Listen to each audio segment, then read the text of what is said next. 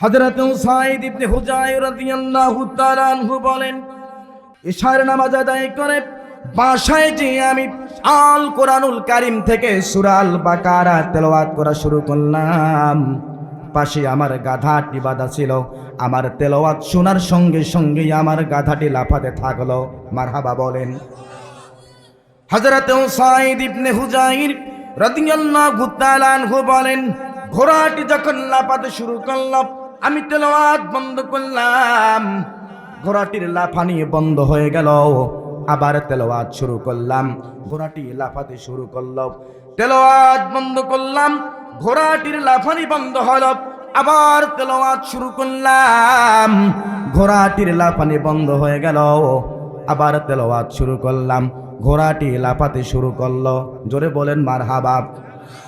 আল্লাহর নবী জলিল কদর সাহাবী হযরত উসাইদ ইবনে হুযায়র রাদিয়াল্লাহু তাআলা আনহু বলেন, পাশে আমার ছোট্ট সন্তান ইয়াহইয়া ঘুমিয়েছিল। আমি মনে মনে ভাবলাম, এভাবে যদি আমি তেলাওয়াত করতে থাকি আর যদি ঘোড়াটি লাফাতে থাকে, আমার সন্তানকে আঘাত লাগতে পারে। এই জন্য আমি তেলাওয়াত বন্ধ করে আমার সন্তানটিকে কোলে নিয়ে এক রুম থেকে আর এক রুমে যখন আমি যাচ্ছিলাম, আকাশের দিকে তাকিয়ে দেখলাম একদল দীপমালা জল জল জল জল জল জল জল করি। ফজরের নামাজের আজান হয়ে গেল। আমি নামাজে অংশগ্রহণ করলাম। ফজরের নামাজ শেষ করে আল্লাহর নবীকে আকাশের দীপমালাগুলোর ব্যাপারে বললাম। আল্লাহর নবী ডাক দিয়ে বলে, রে উসাইদ, তুমি কি জানো ওই দীপমালাগুলো কি? হযরত উসাইদ ইবনে হুযায়র বলেন, ইয়া রাসূলুল্লাহ, ইয়া হাবিবাল্লাহ, আল্লাহ এবং তার রাসূল ভালো জানেন। আল্লাহর নবী বলেন, ও উসাইদ, তুমি যে দীপমালাগুলো দেখেছ, আসলে সেগুলো দীপমালা নয়। আসলে সেগুলো ছিল আল্লাহর রহমতের ফেরেশতা। মারহাবা কোন? তোমার তেলাওয়াতে মুগ্ধ হয়ে আসমান থেকে আল্লাহর রহমতের ফেরেশতারা দলে দলে দলে দলে প্রথম আসমানে নেমে এসেছিল। তুমি যদি ফজর পর্যন্ত তেলাওয়াত করতে, আল্লাহর রহমতের ফেরেশতারা ফজর পর্যন্ত অবস্থান করত। তামাম আরব জাহানের মানুষগুলো আকাশের আল্লাহর রহমতের ফেরেশতাদেরকে দেখে দেখে গোটা আরব জাহানের মানুষগুলোর চক্ষুগুলো শীতল হয়ে যেত। জুনি বলেন সুবহানাল্লাহ, আর একবার বলেন সুবহানাল্লাহ। আল্লাহ রাব্বুল আলামিন বিশ্বনবীর উপরে আল কোরআনুল কারীমের আয়াতগুলো যখন নাজিল করতেছিলেন, একটি একটি করে আয়াত যখন নাজিল করতেছিলেন, আল্লাহর নবী যখন গোটা মক্কার মানুষদেরকে আল কোরআনুল কারীমের আয়াতগুলো তেলাওয়াত করে করে শোনাচ্ছিলেন, আমার ভাইয়েরা, মালিক ইবনে সাইব নামের একজন ইহুদি গোটা আরবে বলতে লাগল, মুহাম্মদ যেই কোরআনুল কারীম তোমাদেরকে শোনায়, তাওরাত জাবুর ইনজিলের ভিতরে আল্লাহ তাআলা যেই কোরআনুল কারীমের কথা বলেছেন, এটি সেই কোরআন নয়, এটি হলো মুহাম্মদের বানানি কিতাব। জোরে বলেন না নাউজুবিল্লাহ। মালিক ইবনে সাইব মক্কার মানুষদেরকে বিভ্রান্ত করার জন্য, মক্কার মানুষদেরকে কোরআন সম্পর্কে সন্দেহ সৃষ্টি করার জন্য এই কথা যখন বলে বেড়াতে লাগলো, আল্লাহ রাব্বুল আমিন বরদাস্ত করতে পারলেন না, নাজিল করে দিলেন আলিফ লাম মিম যালিকাল কিতাবু লা রাইবা ফীহি হুদাল লিল মুত্তাকিন। আরেকবার বলেন আল্লাহু আকবার। আলিফ লাম মিম হাযিহি লাফযুন হুরুফি মুকাত্তাব ওয়াল্লাহু আ'লামু বিমুরাদিহি। মারহাবা বলেন। পবিত্র আল কোরআনুল কারীমের 29টি সূরার শুরুতেই আল্লাহ তাআলা এই জাতীয় হরফগুলো দিয়ে গোটা পৃথিবীর মানুষদেরকে চ্যালেঞ্জ ছুড়ে দিয়েছেন। মারহাবা কোন? মক্কার কাফেররা আল কোরআনুল কারীমের উপরে যখন সন্দেহ পোষণ করল, আল্লাহ রাব্বুল আমিন তাদের সন্দেহ দূর করার জন্য নাজিল করে দিলেন আলিফ লাম মিম।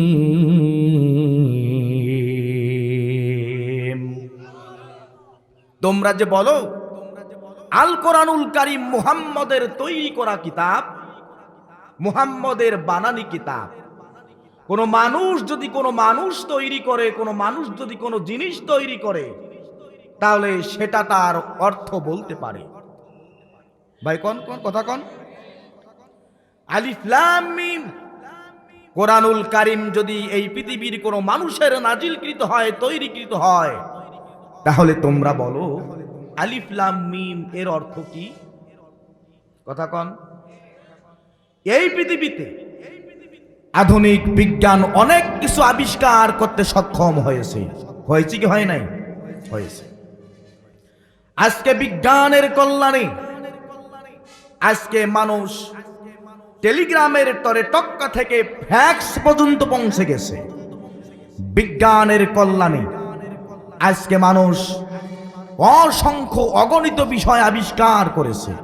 দেখুন, ছোট্ট একটা মাইক পিস আস্তে করে কথা বলার সঙ্গেই এই কথাটাকে কত বড় আকারে প্রকাশ করতেছে।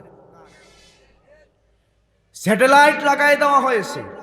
এই ক্যামেরার মাধ্যমে এখানে কি হচ্ছে এই মুহূর্তে গোটা বিশ্বে দেখানো সম্ভব শুধুমাত্র বিজ্ঞানের কল্যাণে। কথা বলেন, কথা বলেন। আমাদের হাতে ছোট্ট একটা ফোন, বাটন চাপ দিলেই পৃথিবীর এক প্রান্ত থেকে আর এক প্রান্তের খবর আমরা পাচ্ছি শুধুমাত্র বিজ্ঞানের কল্যাণে। বর্তমান আধুনিক বিজ্ঞান অনেক কিছু আবিষ্কার করতে সক্ষম হলো। আল কোরআনুল কারীম নাজিল হওয়ার আজকে ১৫০০ বছর। আলিফ লাম মিম এর অর্থ আজ পর্যন্ত কোন বিজ্ঞানী, কোন দার্শনিক, কোন বুদ্ধিজীবী, কোন শিক্ষাবিদ আবিষ্কার করতে পারে নাই, কিয়ামত পর্যন্ত পারবে না। আল্লাহু আকবার বলেন, আর একবার বলেন আল্লাহু আকবার। সম্মানিত বন্ধুগণ, এই পৃথিবীতে কোন লেখক, কোন গবেষক একখানা বই লেখার পরে কোন লেখক ভূমিকায় তার প্রশংসা দিয়ে শুরু করে না। কেউ তার বইয়ের প্রশংসা করে না। সবাই দুর্বলতা, অজ্ঞতা, অযোগ্যতার কথা প্রকাশ করে। জোরে বলেন ঠিক কিনা? কোন লেখক, কোন গবেষক, কোন প্রকাশক একখানা বই প্রকাশ করার পরে বইয়ের শুরুতে কখনোই নিজের প্রশংসা দিয়ে শুরু করে না। আল্লাহ রাব্বুল আমিন আল কোরআনুল কারীম খানা অবতীর্ণ করলেন, শুরুতেই তিনি তার প্রশংসা দিয়ে শুরু করলেন। জোরে বলেন সুবহানাল্লাহ। আল্লাহ রাব্বুল আমিন বলেন আলহামদুলিল্লাহি রাব্বিল আলামিন। জোরে বলেন সুবহানাল্লাহ। সমস্ত প্রশংসা সেই মহান রব্বুল আলামিনের, যিনি তামাম পৃথিবীর অধিপতি। জোরে বলেন সুবহানাল্লাহ।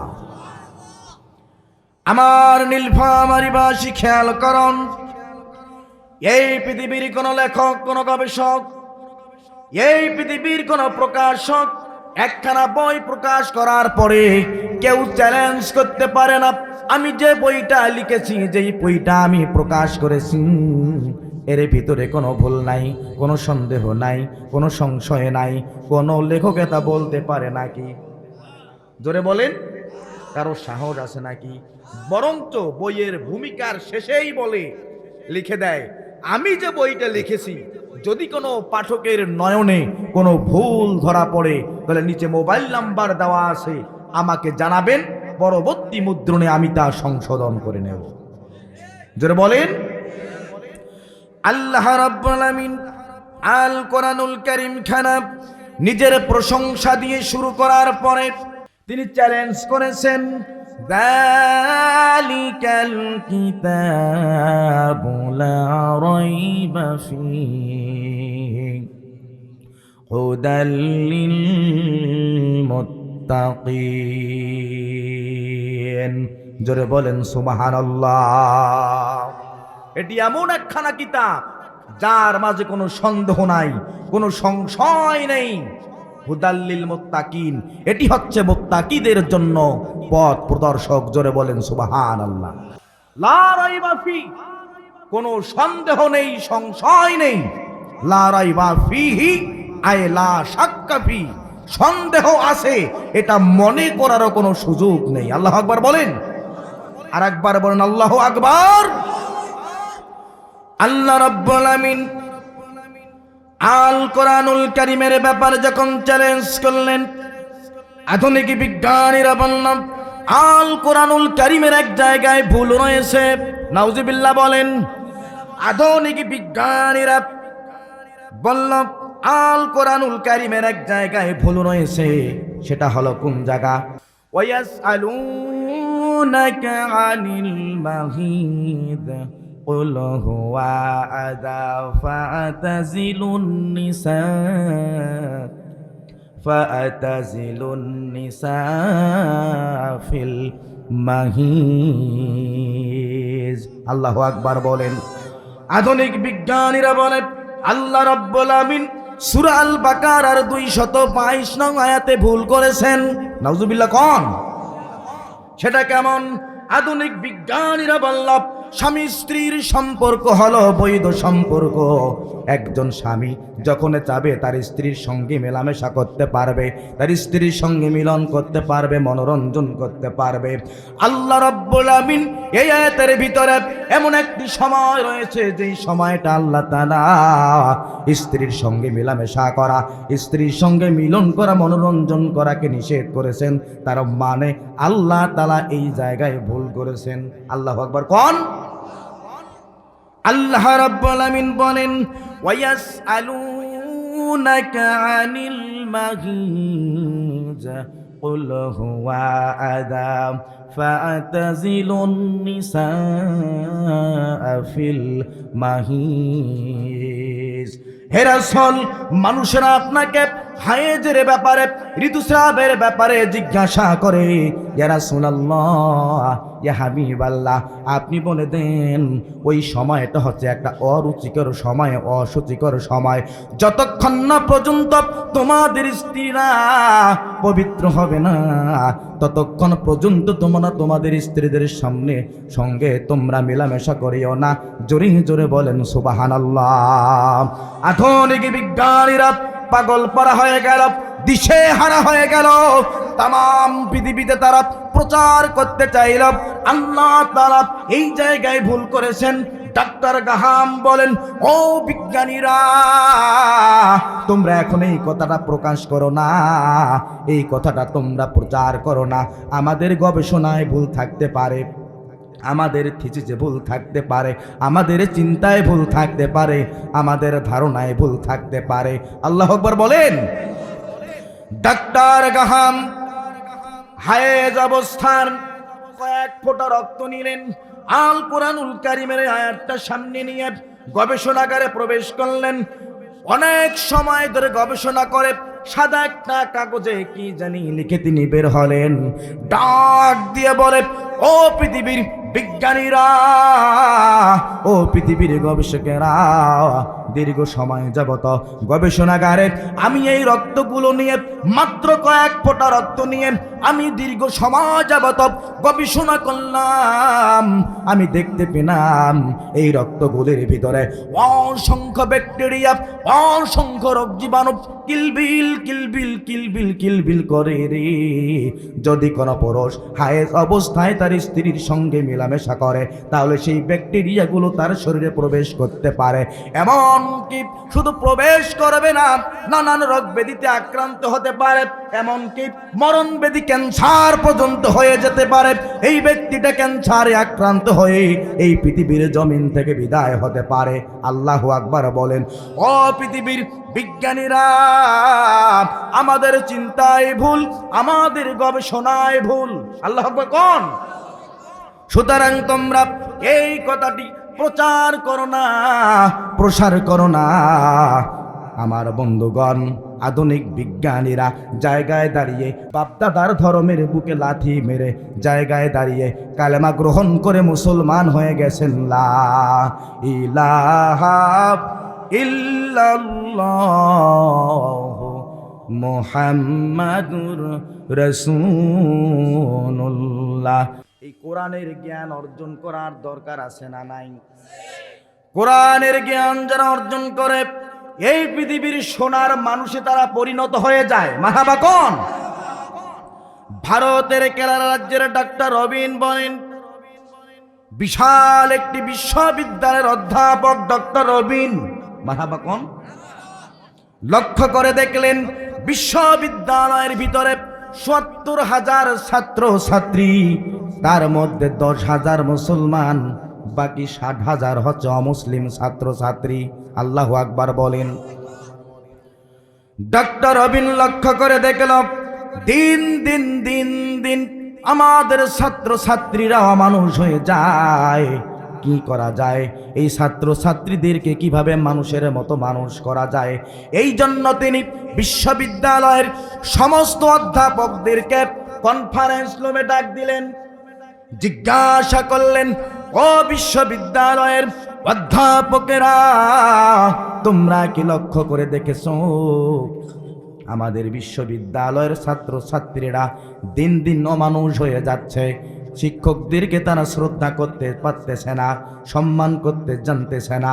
যেখানে সেখানে তারা দুজনে দুজনে বসে যেখানে সেখানে তারা গল্প গুজব করতেছে। শুধু তাই নয়, আমাদের সামনেই অসংখ্য ছাত্র ছাত্রী বিবস্ত্র হয়ে তারা জেনায় পর্যন্ত লিপ্ত হয়ে যাচ্ছে। নাউজুবিল্লাহ বলেন। ও বিশ্ববিদ্যালয়ের অধ্যাপকেরা, তোমরা পরামর্শ দাও, কি করব আমরা? কিভাবে আমাদের বিশ্ববিদ্যালয়ের পরিবেশটাকে আমরা ফিরে নিয়ে আসব? আমাদের সন্তানদের চরিত্র আমরা কিভাবে গঠন করব? তোমরা একটু পরামর্শ দাও। ডক্টর রবিন বলেন, ও বিশ্ববিদ্যালয়ের অধ্যাপকেরা, তোমরা কি লক্ষ্য করেছো আমাদের বিশ্ববিদ্যালয়ের ৭০,০০০ ছাত্রছাত্রীর ভিতরে ৬০,০০০ হলো অমুসলিম আর মাত্র ১০,০০০ হলো মুসলমান। তোমরা কি লক্ষ্য করেছ ওই মুসলমান ছাত্রছাত্রীদের, যাদের ধর্ম হলো মুসলমান, তাদের চলাফেরা, তাদের উঠবাসা এত সুন্দর ভদ্র, এত সুন্দর মার্জিত? তোমরা কি লক্ষ্য করেছ আমরা যদি একটা কাজ করতে পারি, আমাদের ওই মুসলিম ছাত্রছাত্রীরা যখন সকালে উঠে তখন থেকে শুরু করে যখন তারা ঘুমাতে যায়, আমরা যদি তাদেরকে একটু লক্ষ্য করে দেখি, তাদের পিছনে যদি আমরা একটু গোয়েন্দাগিরি করি তারা কিভাবে তাদের জীবন চালায়, তাহলে আমরা অবশ্যই আমরা সঠিক দিক নির্দেশনা পেয়ে যাব আমাদের বিশ্ববিদ্যালয়ের পরিবেশটাকে ফিরিয়ে আনার জন্য। জোরে বলেন মারহাবা। বিশ্ববিদ্যালয়ের কনফারেন্স রুমে সিদ্ধান্ত হলো ৩ জন অধ্যাপক ৩ জন ছাত্র ছাত্রীর পিছনে তারা গবেষণা করতে লাগলো, গোয়েন্দাগিরি করতে লাগলো, তথ্য সংগ্রহ করতে লাগলো। তারা সকালে যখন থেকে উঠে তখন থেকে শুরু করে যখন ঘুমাতে যায় তাদের লাইফস্টাইলটা কেমন হয় সারা দিন, এটা তারা যাচাই বাছাই করবে। মারহাবা কোন? গভীর রাত্রি, প্রচন্ড অন্ধকার, কনকনে শীতে একজন অধ্যাপক গেছে এক ছাত্রী রুমের সামনে। মারহাবা কোন? একজন ছাত্রী রুমের সামনে অধ্যাপক চলে গেছে রাতের বেলা। আমার এই মুসলিম ছাত্রী কি করেন এটা আমি নিবিড় ভাবে পর্যবেক্ষণ করব। গভীর রাত্রিতে প্রচন্ড ঠান্ডার ভিতরে হঠাৎ করে দেখতে পেল তার রুমের ভিতর থেকে বৈদ্যুতিক সুইচটা অন করার সঙ্গে সঙ্গেই বৈদ্যুতিক বাল্বটা জ্বলে উঠল। বিশ্ববিদ্যালয়ের অধ্যাপক লক্ষ্য করে দেখেন গভীর রাত্রিতে সেই মুসলিম ছাত্রীটি ঠান্ডা পানি দিয়ে উজু করে 2 রাকাত নামাজ আদায় করল। আল্লাহ রাব্বুল আমিনের কুদরতি কদমে সিজদা দিয়ে প্রার্থনা করে, আল্লাহ আমাদের পিতামাতারা কষ্ট করে টাকা উপার্জন করে আমাদের বিশ্ববিদ্যালয়ে পাঠিয়ে দিয়েছে আমাদের উচ্চ শিক্ষিত করার জন্য। রব্বুল আমিন এই বিশ্ববিদ্যালয়ের পরিবেশের সাথে আল্লাহ আমরা চলতে পারি না, যে কোনো মুহূর্তে আমাদের চরিত্র নষ্ট হতে পারে গো আল্লাহ। তোমার কাছে ফরিয়াদ জানাই এই বিশ্ববিদ্যালয় থেকে উচ্চশিক্ষা অর্জন করে রাবিয়া বসরির মতো যেন আমরা চরিত্র নিয়ে এই বিশ্ববিদ্যালয় থেকে বের হতে পারি গো আল্লাহ, তুমি আমাদের তৌফিক দাও। বন্ধুগণ আমার খেয়াল করুন, বিশ্ববিদ্যালয়ের অধ্যাপক এই দৃশ্য দেখে চোখের পানি ধরে রাখতে পারে নাই। আমার ভাইরা একটু খেয়াল করুন, বিশ্ববিদ্যালয়ের অধ্যাপক মনে মনে চিন্তা করে, আমরাও তো অন্য ধর্ম পালন করি, আমাদের জীবনে কোনো দিন এই গভীর রাত্রিতে প্রচণ্ড ঠান্ডায় ঠান্ডা পানি দিয়ে আমরা কখনো পবিত্রতা অর্জন করে আমরা আমাদের দেব দেবীদেরকে কোনোদিন আমরা পূজা দিতে দেখি নাই। আমার ভাইরা বিশ্ববিদ্যালয়ের অধ্যাপক এই দৃশ্য দেখে ইসলামের প্রতি আকৃষ্ট হয়ে গেছে। মারহাবা বলেন। আমার ভাইরা দরজায় নক করলেন, ছাত্রী যখন দরজাটা খুলে দিলেন তার শিক্ষককে দেখা মাত্রই আনন্দে উল্লসিত হয়ে গেল। ডাক দি বলে, স্যার এত রাত্রিতে কেন আপনি এখানে? আপনার কোনো বিপদ হয়েছে নাকি? বিশ্ববিদ্যালয়ের অধ্যাপক বলল, প্রাণের ছাত্রী আমার, এসেছিলাম তোমার রাতের লাইফস্টাইলটা দেখার জন্য। কি করো তুমি? কিন্তু আমি যে দৃশ্য দেখলাম দেখে আমি মুগ্ধ হয়ে গেছি। আর দেরি করো না, তুমি আমাকে কালেমা পড়াই দিয়ে মুসলমান করায় নাও। জোরে বলেন সুবহানাল্লাহ। আরেকজন অধ্যাপক গভীর রাত্রিতে, একই রাত্রিতে সে গেছে আলাদা একটা ছাত্রীর রুমে। মারাবা কোন? আমার এই ছাত্রী কি করে রাতের বেলা দেখার জন্য। হঠাৎ দেখতে পেল সেই ছাত্রী বৈদ্যুতিক সুইচ অন করে ঠান্ডা পানি দিয়ে উজু করে আল কোরআনুল কারীম তেলাওয়াত করতেছে। আরে ভাই মারহাবা কোন? সুললিত কণ্ঠে, মধুমাখা কণ্ঠে বিশ্ববিদ্যালয়ের ছাত্রী গভীর রাত্রিতে আল কোরআনুল কারীম খানা তেলাওয়াত করতেছেন। আল কোরআনুল কারীমের তেলাওয়াত শুনে বিশ্ববিদ্যালয়ের অধ্যাপক কোরআনের প্রেমে পড়ে গেছে। মারহাবা কোন? আল কোরআনুল কারীমের প্রেমে পড়ে গেছে। বেশ কিছু সময় চলে গেল, দরজায় নক করল, দরজা খোলা হল। বিশ্ববিদ্যালয়ের অধ্যাপককে যখন দেখতে পেলেন ডাক দিয়ে বলেন, স্যার এত রাত্রিতে কেন আপনি এখানে এসেছেন? বিশ্ববিদ্যালয়ের অধ্যাপক বললেন, দেখতে এসেছি রাতের বেলা তুমি কি করো। কিন্তু আমি যে দৃশ্য দেখলাম, আমরা কোনোদিন আমাদের ধর্মীয় কিতাব এত রাত্রিতে তেলাওয়াত করি নাই। কেন তুমি এত রাত্রিতে কেন কোরআনুল কারীম তেলাওয়াত করো? একটু খুলে বলো। বিশ্ববিদ্যালয়ের ছাত্রী ডাক দিয়ে বলে, ও স্যার, আমরা যে বিশ্ববিদ্যালয়ে পড়ালেখা করি, এই বিশ্ববিদ্যালয়ে 60,000 অমুসলিম ছাত্রছাত্রী, আর আমরা মাত্র 10,000। আমরা যদি দিনের বেলা কোরআনুল কারীম তেলাওয়াত করি তাহলে আমাদের জীবনের উপরে হুমকি আসতে পারে, আমাদের প্রাণ নাশ হতে পারে। কিন্তু আমাদের ধর্মীয় কিতাব চরিত্র গঠন করার জন্য অবশ্যই কোরআনুল কারীম আমাদেরকে শিখতে হবে, জানতে হবে, গবেষণা করতে হবে। যার কারণে জীবনকে রক্ষার জন্য রাতের অন্ধকারে ঠান্ডা পানি দিয়ে উজু করে পবিত্রতা অর্জন করে আমি কোরআনুল কারীম তেলাওয়াত করে করে আমি দ্বীনের জ্ঞান, ধর্মীয় জ্ঞান, ইসলামের জ্ঞান অর্জন করি। জোরে জোরে বলেন মারহাবা। আমার ভাইয়েরা, বিশ্ববিদ্যালয়ের অধ্যাপক সঙ্গে সঙ্গেই ইসলামের দিকে আকৃষ্ট হয়ে গেল। যারা তাদের ধর্মীয় কিতাবখানাকে ভুলতে পারে নাই, ধর্মীয় জ্ঞান অর্জন করার জন্য জীবনের ঝুঁকি নিয়ে যারা চেষ্টা করে, অবশ্যই অবশ্যই ওই ধর্মটাই হলো সঠিক ধর্ম, যার কারণে তারা এভাবে ধর্মের প্রতি দুর্বল হয়ে গেছে। জোরে জোরে বলেন মারহাবা। বিশ্ববিদ্যালয়ের অধ্যাপক এক মুহূর্ত দেরি করলেন না, তার ছাত্রীকে বললেন, এই মুহূর্তে আমাকে কালেমা পড়ায় দাও, আমি মুসলিম হতে চাই। সঙ্গে সঙ্গেই ছাত্রী তাকে কালেমা পড়ায় দিয়ে মুসলমান করে নিলেন। জোরে জোরে বলেন না সুবহানাল্লাহ, আর একবার বলেন সুবহানাল্লাহ। আর এক অধ্যাপক গেছে এক ছাত্রের রুমের কাছে, মারহাবা কোন, দেখতে পেলেন গভীর রাত্রি, ঠান্ডা পানি দিয়ে উজু করে আল্লাহ রাব্বুল আমিনের কুদরতি কদমে সিজদা দিয়ে কান্না করি। একই ঘটনা, ওই অধ্যাপক ও ছাত্রর হাতে হাত রেখে কালেমা পড়ে মুসলমান হয়ে গেছেন। মারহাবা কোন। পরের দিনে তিনজন অধ্যাপক আবার কনফারেন্স রুমে চলে গেছে। গোটা বিশ্ববিদ্যালয়ের সমস্ত অধ্যাপক কনফারেন্স রুমে, মারহাবা কোন। ডাক্তার রবিন বলেন, তোমরা যে তিনজনকে পাঠালাম তার রিপোর্টটা কি? একজন একজন করে রিপোর্ট পেশ করতেছে, মারহাবা কোন। একজন বলে, স্যার আমি তো গিয়েছিলাম তাদেরকে দেখার জন্য, জাস্টিফাই করার জন্য তারা কি করে। আমি তাদের কাছে যাওয়ার পর আমি তাদের প্রতি এমন দুর্বল হয়ে গেছি যে আমি নিজেই তাদের হাতে হাত রেখে মুসলমান হয়ে গেছি।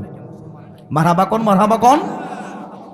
আর একজন বলে, স্যার আমারও একই কাহিনী, আমি যখন গিয়েছিলাম তারা কি করে রাতের বেলায় যে দেখলাম ঠান্ডা পানি দিয়ে উজু করে আল্লাহ তাআলার কুদরতি কদমে সেজদা দিয়ে তারা প্রার্থনা করতেছে। মারহাবা কোন। এই দৃশ্য দেখে আমার হৃদয়ে ঈমানের নূর প্রজ্বলিত হয়ে গেছে, আমিও স্যার মুসলমান হয়ে গেছি।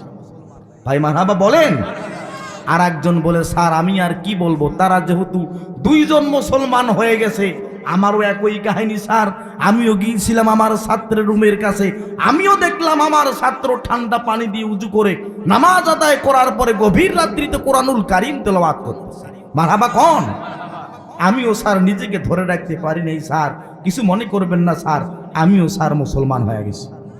মারহাবা কোন, মারহাবা কোন। ডাক্তার রবিন বললেন, ও বিশ্ববিদ্যালয়ের অধ্যাপকেরা, আমি প্রথম দিন যেদিন আমি তোমাদের কাছে পরামর্শ চেয়েছিলাম এই বিশ্ববিদ্যালয়ের পরিবেশটাকে ফিরিয়ে আনার জন্য কি করা যায়, বলো বলো বলো। তোমরা কেউ বলেছো মহাভারতের কথা, কেউ বলেছো তোমরা জিন্দা বিস্তার কথা, কেউ বলেছো তোমরা পুরাণ কিতাবের কথা, কেউ বলেছো তোমরা বাইবেলের কথা। একজন যখন তোমরা কোরআনুল কারীমের কথা বলো নাই, আমি এই জন্য তোমাদেরকে পাঠালাম আমার মুসলমান ছাত্র ছাত্রীদের কাছে। তোমরা একটু যাও, দেখে আসো তাদের লাইফস্টাইলটা কেমন। আমি তোমাদের কাছে এই কথাটাই আশা করছিলাম, যেহেতু তোমরা প্রথম দিন বলতে পারো নাই, এই জন্য আমি তোমাদেরকে বাস্তবে সেখানে পাঠিয়ে দিয়েছিলাম। জোরে জোরে বলেন মারহাবা। ডাক্তার রবিন বলেন, ও বিশ্ববিদ্যালয়ের অধ্যাপকেরা, এখন আর আমার বলতে কোনো দ্বিধা নাই, আমার কোনো সংকোচ নাই। আমরা যদি আমাদের এই বিশ্ববিদ্যালয়ের ভিতরে আল কোরআনুল কারীমের সিলেবাস যদি আমরা চালু করতে পারি, আমার মন বলে এই বিশ্ববিদ্যালয় থেকে আমাদের ছাত্র ছাত্রীরা সোনার মানুষে পরিণত হয়ে বের হয়ে যাবে। জোরে জোরে বলেন সুবহানাল্লাহ, আর একবার বলেন সুবহানাল্লাহ। আল কোরআনুল কারীমের সিলেবাস যদি বাংলাদেশের প্রাইমারি থেকে শুরু করে বাংলাদেশের প্রত্যেকটি বিশ্ববিদ্যালয়ের প্রত্যেকটি ডিপার্টমেন্টে যদি এই কোরআনুল কারীমের সিলেবাস প্রণয়ন করা হয়, গোটা বাংলাদেশের আগামীর প্রজন্ম সোনার টুকরায় পরিণত হয়ে যাবে। জোরে বলেন ঠিক কিনা। বন্ধুগণ, একটু খেয়াল করুন, আল্লাহর নবী মুহাম্মদ রাসূলুল্লাহ সাল্লাল্লাহু আলাইহি ওয়াসাল্লামের উপরে আল কোরআনুল কারীমের আয়াতগুলো যখন নাজিল হচ্ছিলেন আল কোরআনুল কারিমের রচনা শৈলী, আল কোরআনুল কারিমের ভাষার অলংকার, আল কোরআনুল কারিমের যুক্তিধারা, আল কোরআনুল কারিমের এত সুন্দর ভাষার মাধুর্যে বিমোহিত হয়ে তাম মক্কার মানুষগুলো দলে দলে দলে দলে দলে দলে ইসলামের দিকে ধাবিত হতে শুরু হয়েছিল। জোরে বলেন মারহাবা। মক্কার কাফেররা যখন দেখতে পেলেন আল্লাহর নবী মুহাম্মদ রাসূলুল্লাহ সাল্লাল্লাহু আলাইহি ওয়াসাল্লামের কাছে মক্কার মানুষগুলো দলে দলে যাচ্ছে, আল কোরআনুল কারিমের প্রতি মানুষ আকৃষ্ট হয়ে যাচ্ছে, তাদেরকে কিভাবে থামা যায়? মক্কার কাফেররা কর্মসূচি ঘোষণা করে দিল, আমরা মুহাম্মদকে যদি পাগল বলে চালায় দেই তাহলে কোনো মানুষ আর মুহাম্মদের কাছে যাবে না। নাউজুবিল্লাহ বলেন। এই জন্য মক্কার কাফিররা বলতে লাগলো মুহাম্মদ পাগল হয়ে গেছে, অথচ আল্লাহ রাব্বুল আমিন আমাদের প্রিয় নবীকে তাম পৃথিবীর মানুষের জন্য রহমত স্বরূপ প্রেরণ করেছেন। জোরে বলেন সুবহানাল্লাহ। আল্লাহ রাব্বুল আমিন বলেন ওয়ামা আরসালনাকা ইল্লা রাহমাতাল লিল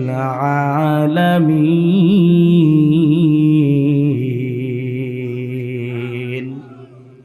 আমার বন্ধুগণ, আল্লাহ রাব্বুল আমিন আমাদের প্রিয় নবীকে গোটা পৃথিবীবাসীর জন্য, তাম সৃষ্টিকুলের জন্য রহমত করে সৃষ্টি করেছেন, রহমত স্বরূপ প্রেরণ করেছেন। মারহাবা বলেন, জোরে বলেন মারহাবা। আমাদের নবী এমন নবী ছিলেন, এমন রসুল ছিলেন, তিনি ছিলেন রহমতের নেতা। মারহাবা কোন? রহমতের এমন নেতা, যেই নেতার কারণে আল্লাহ তাআলার রহমত আমরা পেতাম। মারহাবা বলেন। বাংলাদেশি নেতা আছে না নাই? রহমতের না গজবের? আরে ভাই কথা বলেন। এই নেতা কি আসছে না আমরা নিয়ে এসেছি? হ্যাঁ, এই তো বুঝে পাইছেন। বাংলাদেশে যত নেতা সব গজবের নেতা। এই নেতা আসে নাই, আমরা নিয়ে এসেছি। কথা কয় না কেন? আমরা নিয়ে এসেছি। যতগুলো নেতা দেখলাম এখন তো বন্ধুগণ অনেক জায়গায় দেখা যায় সবাই নেতা, কোনো কর্মী নাই। সব নেতা, হাফ নেতা, বড় নেতা, ছোট নেতা, হাফ নেতা, পাতি নেতা, সাতি নেতা, মানে নেতার ঠেলায় মঞ্চ পর্যন্ত ভাঙ্গি যায়। সব নেতা, একটা নেতাও না। নেতার কথা আসছে তো এখানে, কি করবো কোন? রসুল মানে তো নেতা। রসুল মানে কি? নেতা। আল্লাহ তাআলা বললেন আমি রসুলকে প্রেরণ করলাম, মানে নেতাকে প্রেরণ করলাম রহমত স্বরূপ। এখন দেখুন যতগুলো নেতা আমাদের, মনে করেন আমিও একটা নেতা, আমি হলাম ভাই গজবের নেতা। আমি এমন কার্যক্রম করি যার জন্য বাংলাদেশের প্রত্যেকটি জনগণ, আমার অঞ্চলের প্রত্যেকটি জনগণ অতিষ্ঠ হয়ে যায় আমার অত্যাচার। কথা বলেন ঠিক কিনা? এজন্যে প্রত্যেকটি নেতা যদি রসুলের আদর্শ গ্রহণ করে, আমি একজন নেতা, আমি রসুলের আদর্শ গ্রহণ করব। আপনি একজন নেতা, আপনি রসুলের আদর্শ গ্রহণ করবে। আমার মাইগোলা ভাই একজন নেতা তার এলাকার, সে রসুলের আদর্শ গ্রহণ করবে। তাহলে ভাইজান আমাদের প্রত্যেকটা সমাজের প্রত্যেকটি রন্ধ্রে রন্ধ্রে, অলিতে গলিতে গজব থাকবে না, রহমত নাজিল হতে থাকবে। আমি এটা বোঝাতে চাচ্ছি। এই জন্য আমাদের উচিত, আল্লাহ তাআলা যেহেতু প্রেরণ করেছেন রসুলকে, রসুল মানে নেতা, রহমত, রহমতের নেতা, যে রসুল আসার কারণে রহমত নাজিল হয়। মারহাবা কোন? সম্মানিত ভাইরা আমার খেয়াল করুন, তাম মক্কার মানুষগণ বিশ্ব নবীর কাছে যেন মক্কার মানুষগুলো না যায়, এই জন্য তারা প্রচার করতে লাগলো মুহাম্মদ পাগল হয়ে গেছে। আল্লাহু আকবার বলেন।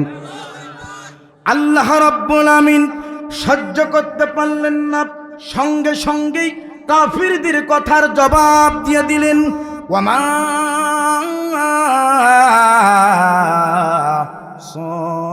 সাহিবুকুম বিমাজনুন। না না না, তোমাদের সাথী মোহাম্মদ পাগল হয় নাই। মারহাবা কোন? তোমরা তার সঙ্গে শৈশব কাটিয়েছ, তোমরা তার সঙ্গে কৈশোর কাটিয়েছ, তোমরা তার সঙ্গে যৌবন কাটিয়েছ, তোমরা তার সঙ্গে আজকে একদিন দুই দিন নয়, যেই দিন তিনি এই পৃথিবীতে আগমন করেছেন সেদিন থেকে শুরু করে আজ পর্যন্ত 40টি বছর অতিক্রম হয়ে গেল। এই 40 বছর যাবত তোমরা তাকে পাগল বলো নাই, কিন্তু আল্লাহর নবী যখন আল্লাহর জমিনে আল্লাহর দিন কায়েমের কথা বলেছে, আল কোরআনুল কারীমের আইনের কথা বলেছে, ইসলামী অনুশাসনের কথা বলেছে, তখন তোমরা তাকে পাগল আখ্যায়িত করো। প্রিয় বন্ধুগণ, আমার একটু খেয়াল করুন, আল্লাহর নবীর মতো একজন মানুষকে তৎকালীন সময়ের কাফেরেরা ছাড় দেয় নাই। আর আজকে মনিরুজ্জামান জিহাদি যদি ইসলামের সঠিক কথা বলে, আল কোরআনুল কারীমের সঠিক কথা বলে, আবু জাহলের চালাচা মুন্ডারা সহ্য করতে পারে না। বন্ধুগণ আমার একটু খেয়াল করুন, আল্লাহর নবীকে শুধু তারা পাগল বলল না, পাগল বলার পরেও যখন তারা এই কর্মসূচি দিয়ে যখন কোনো লাভ করতে পারল না, তখন মক্কার কাফেররা বলল মুহাম্মদ কবি হয়ে গেছে। নাউজুবিল্লাহ বলেন, মুহাম্মদ কবি হয়ে গেছে। আল্লাহ রাব্বুল আমিন কাফেরদের এই কথাটা বরদাস্ত করতে পারলেন না। সঙ্গে সঙ্গেই কাফেরদের কথার জবাব আল্লাহ তাআলা নিজেই দিয়ে দিলেন। আল্লাহ রাব্বুল আমিন বলেন, ওয়ামা আল্লামনাহু শিরা ওয়ামা ইয়ানবাগি লাহু ইন হুয়া ইল্লা যিকরু ওয়া কুরআনুম মুবিন। না না না, মুহাম্মদকে আমি কাব্য চর্চা করার জন্য এই পৃথিবীতে প্রেরণ করি নাই। মারহাবা কোন? মুহাম্মদকে আমি কাব্য চর্চা করার জন্য, কবিতা আবৃত্তি করার জন্য আমি প্রেরণ করি নাই। মুহাম্মদকে আমি প্রেরণ করেছি আমার জমিনে আমার আইন প্রতিষ্ঠা করার জন্য। প্রিয় বন্ধুগণ একটু খেয়াল করুন, কবি যারা হয় তারা কথার ফুলঝুরি ছোটায়,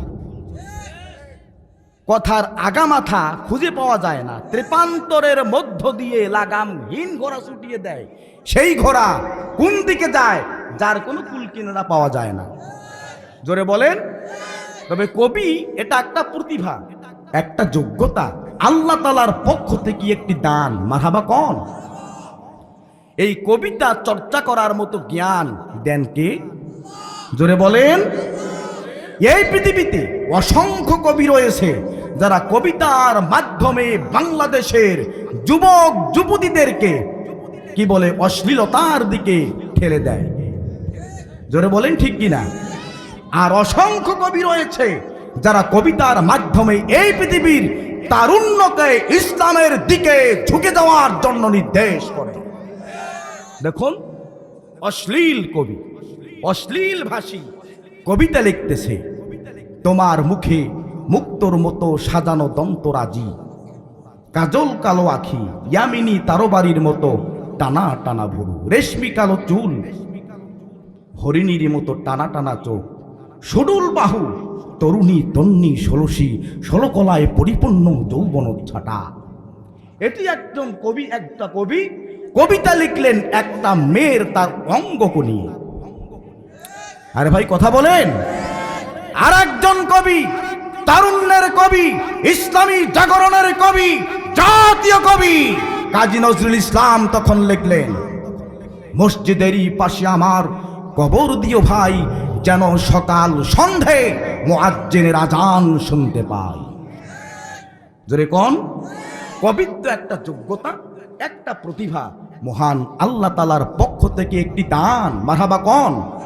আল্লাহ তাআলা বলেন, রসুলকে আমি কাব্য চর্চা করার জন্য কবিতা আবৃত্তি করার জন্য এই পৃথিবীতে প্রেরণ করি নাই, রাসূলকে প্রেরণ করেছি মানবতার মানব রচিত মতবাদের কবর দিয়ে কালেমার পতাকা উড্ডীন করে এই বাংলাদেশে বাতিলদের রক্তে দাঁড়িয়ে আজান দেওয়ার জন্য।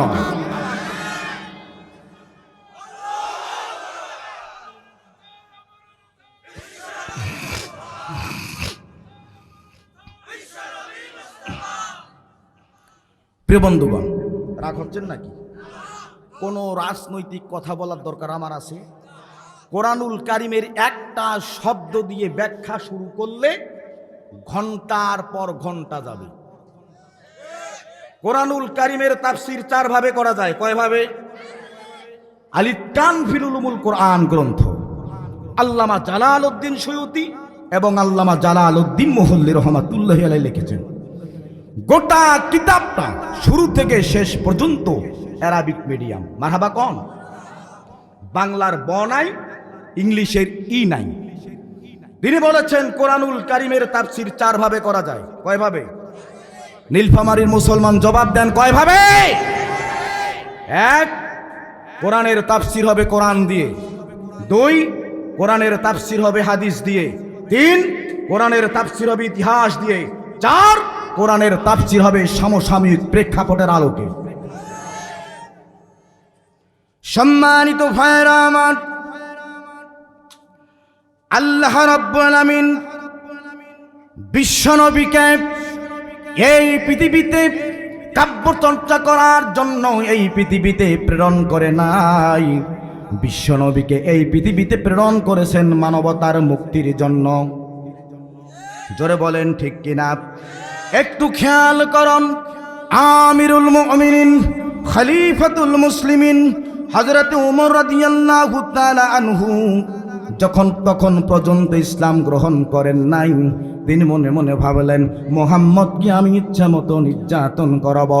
আল্লাহর নবীকে নির্যাতন করার জন্য হযরত ওমর রাদিয়াল্লাহু তাআলা আনহু তখন পর্যন্ত ইসলাম কবুল করেন নাই। তৎকালীন সময়ের আরব জাহানের টপ টেরর শ্রেষ্ঠ সন্ত্রাসী হযরত ওমর রাদিয়াল্লাহু তাআলা আনহুর মাথার চুলগুলো ছিল কাঁধ পর্যন্ত ঝাঁকড়া চুল, মাঝে মাঝে মাঝে মাঝে জট লাগানো, এমন শ্রেষ্ঠ সন্ত্রাসী ছিলেন তৎকালীন সময়ে। হযরত ওমর রাদিয়াল্লাহু তাআলা আনহু মনে মনে ভাবলেন মুহাম্মদকে আমি যেখানেই পাবো সেখানেই আমি তাকে এই দুনিয়া থেকে বিদায় করে দেব। আল্লাহু আকবার বলেন। খুঁজতে খুঁজতে পেয়ে গেলেন, দেখতে পেলেন আল্লাহর নবী মুহাম্মাদুর রাসূলুল্লাহ কাবা শরীফে যে বাইতুল্লাহে নামাজ আদায় করতেছেন। সুবহানাল্লাহ বলেন। হযরত ওমর বলেন নামাজরত অবস্থায় আমি তাকে নির্যাতন করব না, নামাজটা শুধু শেষ করে বের হোক, সঙ্গে সঙ্গে আমি তাকে নির্যাতন করা শুরু করে দেব। হযরত ওমর বলেন আল্লাহর নবী নামাজ আদায় করতেছেন আর আমি পিছনে দাঁড়িয়ে দাঁড়িয়ে আল্লাহর নবীর নামাজে যা তেলাওয়াত করতেছেন আমি তা মনোযোগ সহকারে শুনতেছি। আরে ভাই মারহাবা কোন? হযরত ওমর রাদিয়াল্লাহু তাআলা আনহু বিশ্বনবীর নামাজরত অবস্থায় এত সুন্দর তেলাওয়াত শুনে তিনি মনে মনে ভাবতে লাগলেন আব্দুল্লাহর পুত্র মুহাম্মদ মক্তবে যায় নাই, মাদ্রাসায় যায় নাই, স্কুলে যায় নাই, কলেজে যায় নাই, বিশ্ববিদ্যালয়ে যায় নাই, এত সুন্দর কথা তিনি শিখলেন কিভাবে? মারহাবা কোন? এত সুন্দর সুন্দর কথা সাজিয়ে গুজিয়ে বলে এটা তিনি শিখলেন কোথায়? হযরত ওমর রাদিয়াল্লাহু তাআলা আনহু বলেন আমি মনে মনে চিন্তা করলাম মনে হয় মুহাম্মদকে কোন জিনে এই কথাগুলো শিখিয়ে দিয়েছে। মারহাবা কোন? হযরত ওমর বলেন আমি শুধু মনে মনে ভাবলাম মনে হয় কোন জিনে তাকে শিখিয়ে দিয়েছে। আমার এই ভাবনা শেষ হতে না হতেই মুহাম্মদ নামাজের মধ্যে তেলাওয়াত করল ইন্নাহু লাকাউলু রাসূলিন কারীম। না না না, এটা জিনের শিখানো কোনো কেতাব নয়, এটি হচ্ছে একজন সম্মানিত বার্তাবাহকের বাণী। মারহাবা কোন? হযরত ওমর আশ্চর্য হয়ে গেলেন, ব্যাপারটা কি? আমি মনে মনে ভাবলাম মনে হয় জিনে তাকে শিখিয়ে দিয়েছে। আমার ভাবনা শেষ হতে না হতেই মুহাম্মদ নামাজরত অবস্থায় আমার কথার জবাব দিয়ে দিল, না না না, এটা জিনের শিখানো নয়, এটা হচ্ছে একজন সম্মানিত বার্তাবাহকের বাণী। জোরে জোরে বলেন মারহাবা। হযরত ওমর বলেন, মুহাম্মদ এত সুন্দরভাবে মিলিয়ে মিলিয়ে তালে তালে এত সুন্দর করে তেলাওয়াত করতেছেন, একটার সাথে আর একটার এত সুন্দর মিল। ব্যাপারটা কি? মুহাম্মদ কি কবি হয়ে গেছে নাকি? আল্লাহু আকবার বলেন। মুহাম্মদ কবি হয়ে গেছে। আমার ভাইয়েরা, হযরত ওমর বলেন, আমি শুধু ভাবলাম মুহাম্মদ কবি হয়ে গেছে। আমার ভাবনা শেষ হতে না হতে মুহাম্মদ নামাজের মধ্য থেকে আমার ভাবনার জবাব দিয়ে দিলেন, আমার চিন্তার জবাব দিয়ে দিলেন। মুহাম্মদ নামাজের মধ্যে তেলাওয়াত করলেন, ওয়ামা হুয়া বিকাউলি শাইরিন ক্বালিলাম মা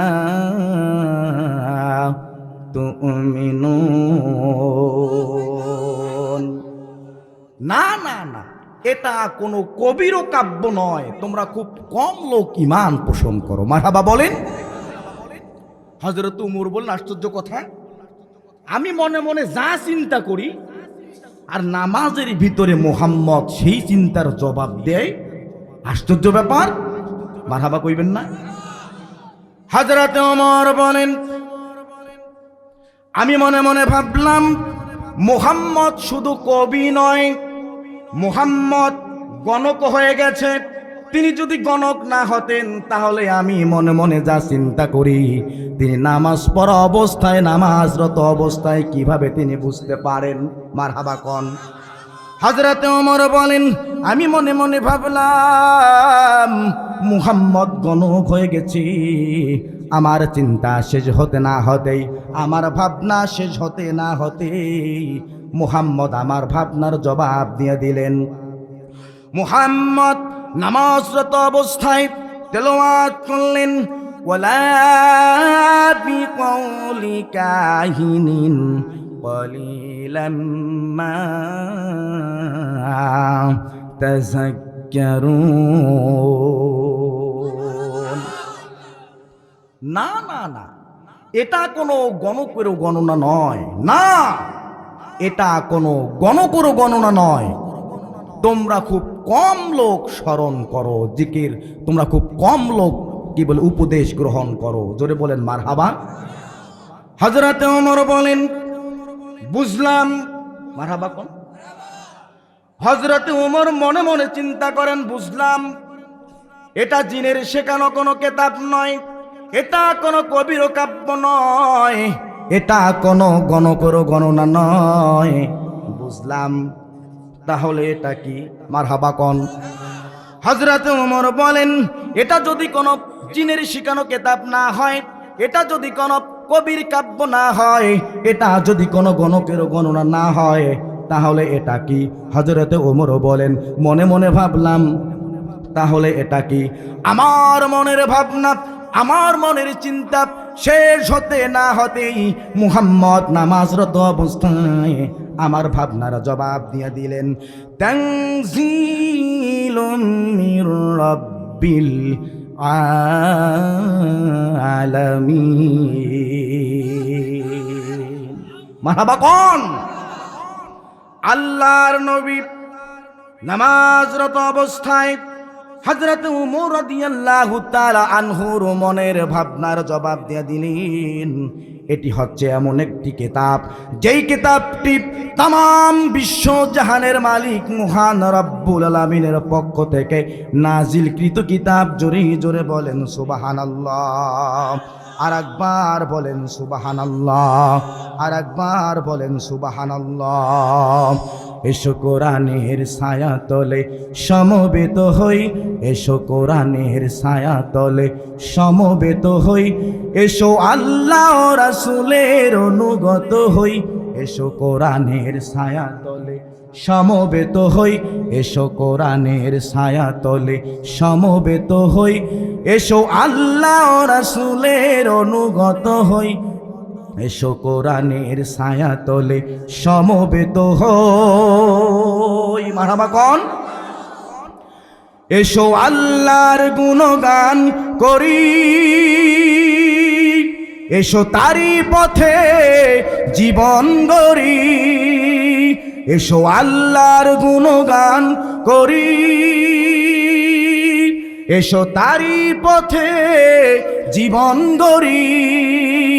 আল্লাহর নাম নিলে তাতে যদি সুখ মেলে, আল্লাহর নাম নিলে তাতে যদি সুখ মেলে, কেন সেই নাম থেকে দূরে সরে রই, কেন সেই নাম থেকে দূরে সরে রই। এসো কোরআনের ছায়া তলে সমবেত হই, এসো কোরআনের ছায়া তলে সমবেত হই, এসো কোরআনের ছায়া তলে সমবেত হই, এসো আল্লাহ রাসূলের অনুগত হই, এসো কোরআনের ছায়া তলে সমবেত হই, এসো কোরআনের ছায়া তলে সমবেত হই। মারহাবা বলেন। এই কোরআনের ছায়া তলে সে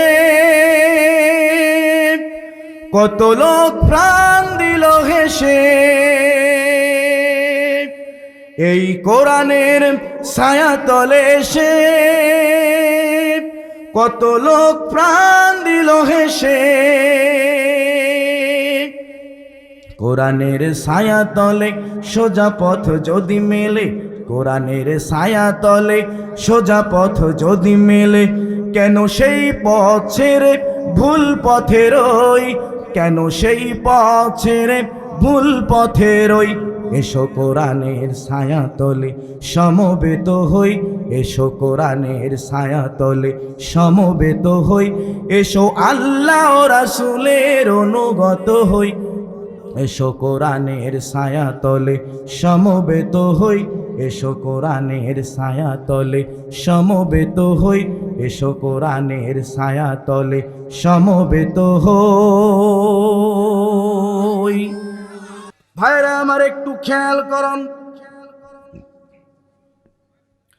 আল কোরআনুল কারীম এমন একটি মধুর কিতাব, আল কোরআনুল কারীম এমন একখানা মধুর কিতাব, আর আমরা হলাম সেই মধু আহরণের জন্য মৌমাছি।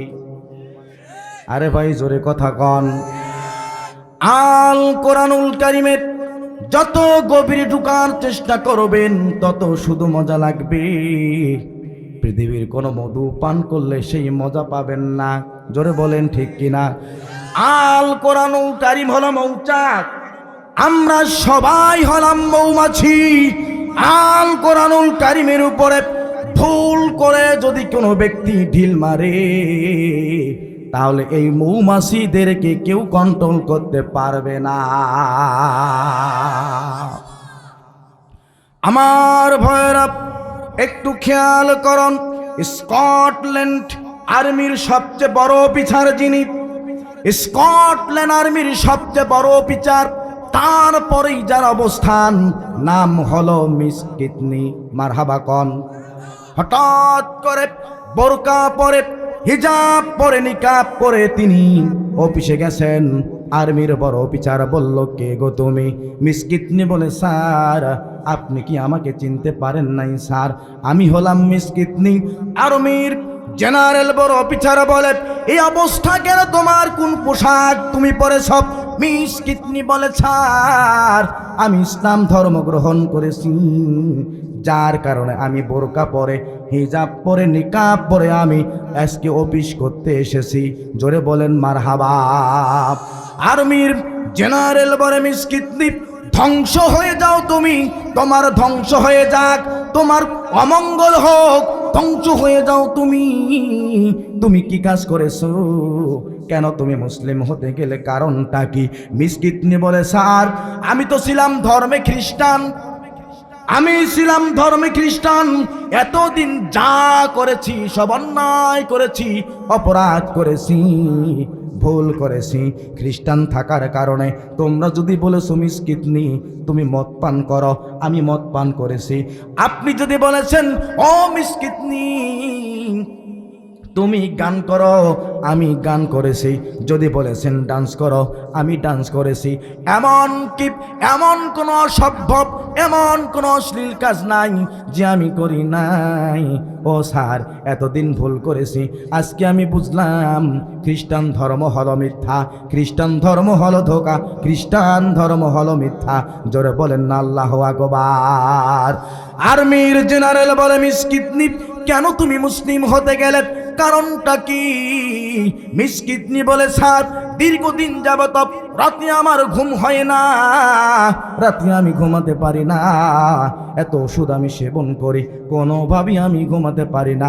হঠাৎ করে অফিস শেষ করে গাড়িতে করে যখন আমি আমার বাসায় ফিরতেছিলাম, গাড়ির গ্লাসগুলো খোলা ছিল, ড্রাইভার গাড়ি চালাচ্ছিল, হঠাৎ করে শব্দ পেলাম, দেখতে পেলাম, শব্দ পেলাম।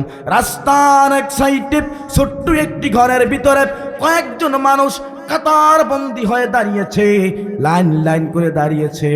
সামনে একজন ব্যক্তি, তিনি যদি রুকুতে যায় পিছনের ব্যক্তিগুলো রুকুতে যায়, তিনি যখন রুকু থেকে ওঠেন পিছনের ব্যক্তিগুলো রুকু থেকে ওঠেন, তিনি যদি সিজদায় যান পিছনের ব্যক্তিগুলো সিজদায় পড়ে যান। মারহাবা কোন? আর আমি এত সুন্দর তেলাওয়াত শুনলাম, আমি গাড়িতে করে যাচ্ছিলাম, যত কাছাকাছি হচ্ছিলাম তত কেন জানি তেলাওয়াতের শব্দটা আমার কানের ভিতরে চলে আসতেছিল। যত তেলাওয়াত শুনি তত আমাকে ঘুমে পায়, আমার চোখ দুটো ঘুমে বন্ধ হয়ে যায়। জোরে বলেন মারহাবা। মিস কিতনি বলে, ছাদ এতদিন যাবত ওষুধ খাইলাম, ঘুম হয় না, 1 মিনিটের জন্য ঘুমাতে পারি না। কি শুনলাম আমি? কোরআনুল কারীমের তেলাওয়াত শোনার সঙ্গে সঙ্গেই আমার চোখ দুটি যেন ঘুমে বন্ধ হয়ে যায়। ড্রাইভারকে বললাম গাড়ি ব্রেক করো, ড্রাইভার গাড়ি থামিয়ে দিল, গেট খুলালাম, হাঁটি হাঁটি পা পা করে যখন আমি মুসলমানদের মসজিদের ভিতরে প্রবেশ করলাম, আমার শরীরের ভিতরে মাত্র 2 টুকরা কাপড়, এমন শর্ট কাপড় আমি পরেছি। এই দৃশ্য দেখে মুসলমানেরা বলতে লাগলো, ও ম্যাডাম মসজিদে আসিয়েন না, এই পোশাকে মসজিদে আসিয়েন না, দূর হয়ে যান, দূর হয়ে যান, দূর হয়ে যান আপনি। মিস কিতনি বলে, আমি বললাম ও ভাইরা আমাকে তাড়িয়ে দিও না, আমাকে তাড়িয়ে দিও না। তোমাদের ইমাম সাহেব যে তেলাওয়াত করলেন, যে কিতাব তেলাওয়াত করলেন, একটু তোমরা আমাদেরকে আরেকবার শোনাও। মারহাবা কোন? অনেক অনুরোধ করলাম তাদেরকে। অনুরোধ করার পরে ইমাম সাহেব যখন তেলাওয়াত শুরু করলেন, আলহামদুলিল্লাহি রাব্বিল আলামিন আর-রহমানির রহিম মালিকি ইয়াউমিদ্দিন ইয়্যাকা না'বুদু ওয়া ইয়্যাকা নাস্তাঈন ইহদিনাস সিরাতাল মুস্তাকিম সিরাতাল লাযীনা আন'আমতা আলাইহিম গায়রিল মাগদুবি আলাইহিম ওয়ালাদ-দাল্লিন। মিস কিতনি বলে, সাথ মসজিদের ইমাম আমার সামনে যখন আল কোরআনুল কারীম থেকে এই সূরাটি তেলাওয়াত করলেন, আমার মনটা শান্ত হয়ে গেল, অস্থির মনটা স্থিরে পরিণত হয়ে গেল, অশান্ত মনটা শান্ত হয়ে গেল। আমার ঘুম হয় না, আমি ভাবতে লাগলাম কোন মধুর কিতাব আমি শুনলাম গো, আমি ভাবতে লাগলাম কোন মধুর কিতাব আমি শুনলাম গো, যেই মধুর কিতাবের তেলাওয়াত শোনার কারণে আমার চোখ দুটি ঘুমে যেন বন্ধ হয়ে যায়। ভাইরা আমার খেয়াল করুন, মিস কিতনি বলে আমার চোখ দুটি ঘুমে যেন বন্ধ হয়ে যায়। আমি ডাক দিয়ে বললাম, ও ইমাম, এক মুহূর্ত আমি দেরি করতে চাই না, আপনি আমাকে কালেমা পড়িয়ে দেন, আজকে থেকে আমি মুসলমান হয়ে যেতে চাই। মারহাবা কোন। মসজিদের ইমাম এক মুহূর্ত দেরি করলো না, সঙ্গে সঙ্গে আমাকে পড়িয়ে দিল লা ইলাহা ইল্লাল্লাহ মুহাম্মাদুর রাসূলুল্লাহ।